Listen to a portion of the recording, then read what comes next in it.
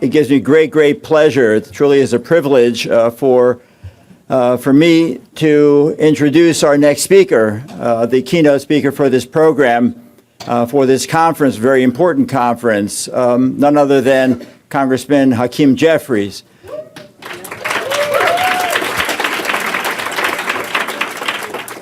As Piper has told us, you could take a look on the website and read his bio. So I'm going to give you some additional information beyond his bio.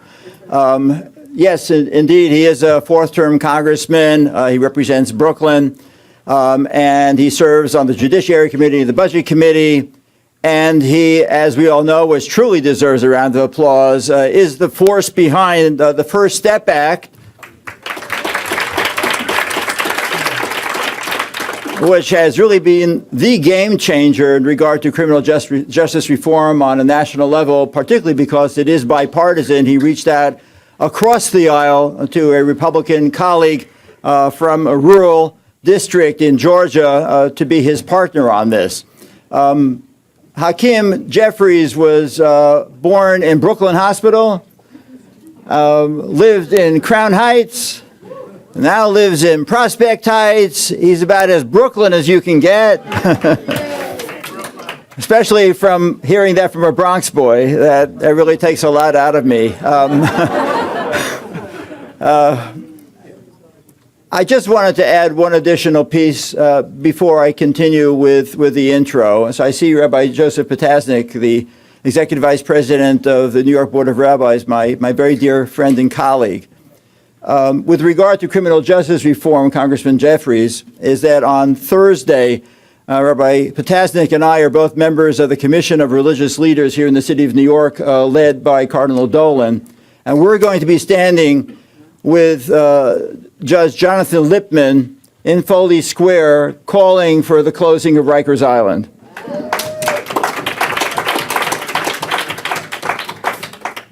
And in fact, Congressman Jeffries has been the voice, as is quite indicated from the First Step Act, for criminal justice reform. I just want to conclude this brief introduction with something that was brought to my attention, which I think speaks to who this gentleman is.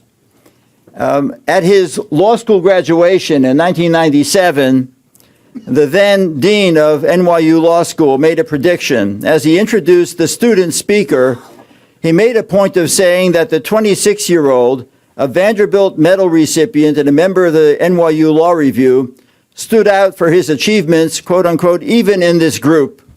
It would be no surprise, the dean said, if this new graduate eventually served in Congress alongside the main convocation speaker that year, Representative Diane DeJette, who was a graduate of NYU Law School in '82. And lo and behold, that came true. And he still today serves with Congresswoman DeJette. But to conclude, I want to read to you what I read, for part of what Congressman Jeffries said in that speech to the graduating class of the NYU Law School in 1997. We can only hope, Congressman Jeffries now, Jeffries told his classmates that day, we can only hope we translate the same level of commitment we demonstrated in our legal studies into our professional lives, where we might do some good in a world where a lot of good needs to be done. Congressman Jeffries, you have done a lot of good for this world, and God willing, you'll continue to do such good work. And we are very blessed to have you here as the keynote speaker for this most important conference. Ladies and gentlemen, Congressman Hakeem Jeffries.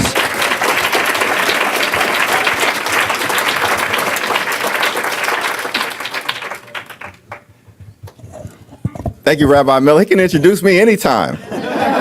But I certainly would like to thank Michael Miller for his spirit, for his leadership, for his unifying efforts across this city, bringing together many communities on occasion after occasion after occasion. Of course, for his tremendous leadership as it relates to the all-important special relationship between the United States and Israel, thankful for JCRC, thankful for UJA Federation, thankful for the Olive Institute, with whom I work closely with on criminal justice reform, thankful for the more than 35 Jewish organizations who are present here today to discuss this all-important issue. As was mentioned, I have the great honor and privilege of representing the 8th Congressional District in Brooklyn and a little bit of Queens, one of the most diverse districts in the nation. 33% of the people that I serve were born outside of the United States of America. We know people traditionally have come to places like Brooklyn and Queens from all across the world to pursue the American dream. And so I represent African Americans, Caribbean Americans, Latinos, the Asian American community, the Reform Jewish community, the Orthodox Jewish community, Italian Americans, Irish Americans, Bangladeshi Americans, Turkish Americans, and I'm still not done. I even represent more Russian-speaking Jewish immigrants, as Mike knows, than any other member of Congress in the country. I mean, Hakeem Jeffries, who knew? Only in America. But it speaks to the greatness of our diversity, and we certainly, as House Democrats, I can speak on behalf of the House Democratic Caucus in this regard, value our racial, our religious, our socioeconomic, our gender, our sexual orientation, our diversity across every spectrum that represents the gorgeous mosaic of the American people. I'd also note briefly, I had the opportunity and privilege to travel to Israel last month for the 4th time. But I'm from Brooklyn. We consider Jerusalem the 6th borough. But it was JCRC and Mike Miller that took me to Israel the first time. And it was an incredibly valuable experience. I continue to thank you for that. So on criminal justice reform, this is an interesting moment that we're in right now, because we just concluded the Congressional Black Caucus Annual Legislative Conference. Late last evening, I returned from D.C. a few moments ago, where we commemorated and remembered the 400th anniversary of Africans who were enslaved first being brought to these shores, which took place, of course, in August of 1619 in Virginia. And this is a great country, and it was born with some very high ideals. But of course, we also know it was born with some high ideals and a birth defect on the question of race, taking the form of chattel slavery, having begun 400 years ago this year. And many of us, certainly within the African American community, but increasingly a broadly defined coalition of folks from all across the ideological spectrum, view mass incarceration as one of the great challenges, and in part, at least from my perspective, a legacy of slavery that we continue to deal with as it relates to racial disparity in this country. Understanding that the war on drugs, which was first launched in 1971, when President Nixon declared drug abuse public enemy number one, and subsequent tapes and other administration documents reveal that this was launched specifically to target Black and Latino communities. And at the time, 1971, there were less than 350,000 people incarcerated in America. Today, 2.2 million, more than any other country per capita in the world, including, of course, Russia and China combined. It's a stain on our society, disproportionately African American and Latino, but impacting everyone over criminalization as a phenomenon. A significant number of those individuals who have been incarcerated or touched by the criminal justice system, of course, are nonviolent drug offenders. And so there have been movements that have been taking place all across the country, in blue states and in red states, where leaders on both sides of the aisle, working with people across the ideological spectrum, increasingly so, have come together and said, we have to deal with overcriminalization in America. It's not a good thing for our communities, for our society, for our economic productivity, for our moral compass as Americans.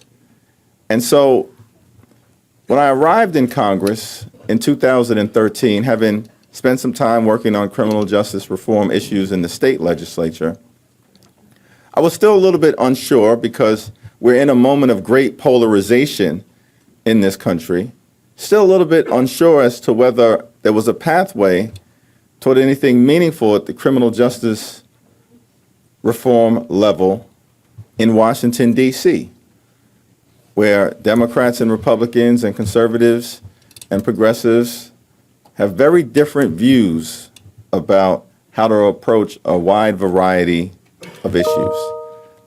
But I was pleasantly surprised early on, after having been put on a task force to deal with overcriminalization in America that was bipartisan in nature, 5 Democrats, 5 Republicans, under the Obama administration and the leadership of Chairman Bob Goodlatte, a Republican at the time, and Bobby Scott as the lead Democrat at the time, to have entered into a conversation about what was possible at the federal level to deal with mass incarceration and overcriminalization in America. And we were close to arriving at an agreement during the Obama administration. And I remember a meeting that President Obama convened, and it was an equal number of Democrats and Republicans. And he was there. I think to his right was Chuck Grassley, and I think maybe seated to his left was Bob Goodlatte, Jerry Nadler, I believe was there. John Conyers at the time was there. Dick Durbin, Mike Lee. Seated to my right was Trey Gowdy. Seated to my left was Rand Paul. Now, he's not really to my left. But I was amazed at the constellation of figures who were in the room to have a real discussion on criminal justice reform. Many people have probably never heard about that meeting, and I actually took that initially as a good thing. It was a sign of seriousness that we could sit down under the leadership of President Obama, have a real conversation about what was possible moving forward, and it wasn't broadcast because it was a seriousness of purpose and effort. It fell short, ultimately, for a few reasons, largely because the politics of the presidential campaign took over. And on the one hand, there was the law and order extreme rhetoric of the now president, Donald Trump. And on the other hand, there were some allies of mine and Cedric Richmond, who was very involved in this effort, and of the Congressional Black Caucus, allies of ours, who said, let's wait until Hillary Clinton is president, because we can get a better agreement, perhaps with Democrats in control of the Senate as well. And that obviously didn't quite work out. So we came back to Congress in the aftermath of the November 2016 election, a bit unsure about how this would all unfold. But in the early part of 2018, Doug Collins and I had agreed to reintroduce the prison reform aspect of the criminal justice reform effort. As you all know, prison reform being one side of the equation and sentencing reform, front-end reform, the other side of the equation. we decided to introduce our prison reform legislation, and there was an expressed interest by Jared Kushner in having a conversation with us. And at first I was reluctant. I wasn't going to go to the White House because I didn't want to be ambushed with a show that we've seen in the past on issues like gun violence prevention and the DREAM Act, where there was a performance for the cameras about what was going to happen, only for it to fall apart. But we made clear to Kushner that if he came to the Hill, I'd sit down with him, with Cedric Richmond, who by that point was the chair of the Congressional Black Caucus. And to Kushner's credit, he came, he sat down, we talked. And I think the impression that we had was that because of his own personal experiences, as he's talked about, he was at least authentically committed to trying to get something done on this issue, though I disagree with a whole host of other things that the administration is doing. But we decided that when it comes to dealing with a community of incarcerated individuals, many of whom reflect the least, the lost, and the left behind, who society has not served, that if we couldn't try to find a pathway toward getting something done on this issue, why were we here? Because otherwise, we were just locked into a permanent political campaign with no desire to get things done on behalf of the American people. And that wasn't the right thing to do, particularly given the enormity of the overcriminalization challenge. And so we came together and we began to get to work. One of the reasons why, I think 2 points that I'll leave you with, as you understand the substance of the work, and we took a substantial step forward, I believe, to help currently incarcerated individuals successfully reenter society by providing them with the resources and the skills training, the education, substance abuse treatment, the drug counseling, the things necessary to make sure that we dramatically reduce recidivism, save taxpayer dollars, help people come back home successfully and be productive members of society in a win for everyone, and deal with some of the more draconian aspects of the criminal justice system and the failed war on drugs. The one that I think has been significantly important in the ultimate iteration of the bill that was signed into law was making the crack cocaine, powder cocaine change retroactive, so that over 1,000 people, including Matthew Charles, who I was with last night, have been released since January 3rd of this year. And many of them have gone back to their communities to talk about the importance of doing more and changing lives in a very profound way. Crack cocaine, powder cocaine situation perhaps helps to illustrate in a very powerful way the challenge that we had with criminal justice in America, in that for far too long, those who used or sold crack cocaine could receive a sentence up to 100 times greater than those who sold or used or peddled powder cocaine. 100-to-1 difference, even though there is no pharmacological distinction between crack cocaine and powder cocaine. I've always wanted to use that word, pharmacological. I can't spell it, but I know what it means. There's no chemical difference between the impact of crack cocaine and powder cocaine. The only distinction was that crack cocaine was a drug most prevalent in inner city Black and Latino communities, and powder cocaine was used by more affluent people in society. No pharmacological difference, but 100-to-1 sentencing distinction.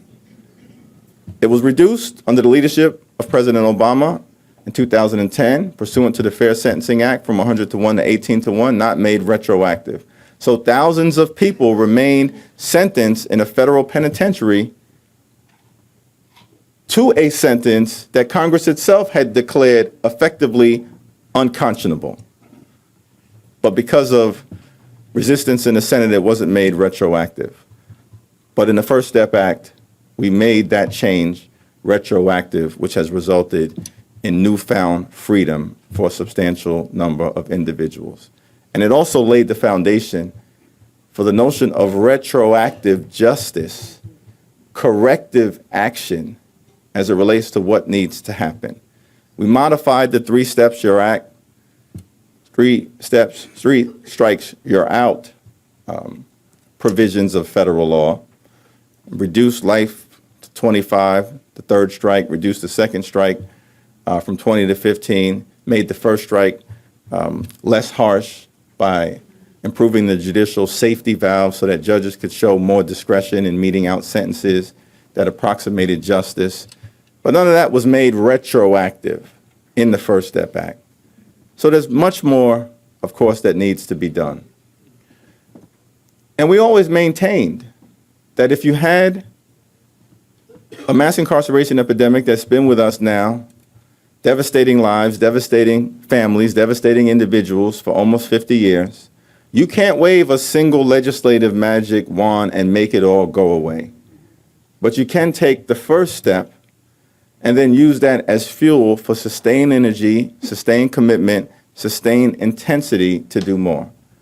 That's why this gathering and this conference is so important, so phenomenal, so inspirational for those of us, myself and others, legislators, lawmakers, others who've been working on this issue as advocates, because the first step won't simply be the last step if those in this room with your spirit, your heart, your compassion, your intellectual and resource capacity continue to work on this effort. It's a good thing for America, and it's a good thing to send the message that in a broken society, which is so divided, there are areas where people across the ideological spectrum can come together. And criminal justice reform represents that right now, where Democrats and Republicans, progressives and conservatives, the left and the right, the Koch brothers and the ACLU, and all points in between, in a bill signed by President Donald Trump that will have a positive impact on the African American and Latino community, otherwise understandably frightened by the rhetoric and the activity coming out of 1600 Pennsylvania Avenue, that this effort, criminal justice reform, represents a ray of hope, a substantial step on an important issue, but also perhaps a foundation to move in a different direction. And let me close with this observation. I have, as I mentioned, the great opportunity to represent an incredibly diverse district, the 9th most African American district in the country, the 14th most Jewish. So my good friend Leon Goldenberg over in Flatbush often says, Hakeem, you have the best of both worlds. And I agree with that sentiment wholeheartedly. I also take it seriously as it relates to the great tradition of the African American and Jewish community working together on issues of justice, social, racial, economic justice, civil rights, in a very difficult moment, with hate crime on the rise, anti-Semitism on the rise, racial incidents on the rise, xenophobia on the rise. Now more than ever, it's important for our communities to continue to find common cause. And this is one area where it can be done. And there's a great tradition of that. As I mentioned, I represent a district with more Russian-speaking Jewish immigrants from the former Soviet Union than any other member of Congress in the country. And in the height of the civil rights movement, in a call convened by the father of someone who you're very familiar with in this room, Dr. King, spoke about on a conference call, as Rabbi Potasnik knows, to a group of rabbis on dealing with the issue and the oppression of Soviet Jews who found themselves behind the Iron Curtain. At a moment where he was trying to deal with African American disenfranchisement in the South. But he recognized injustice anywhere as a threat to justice everywhere.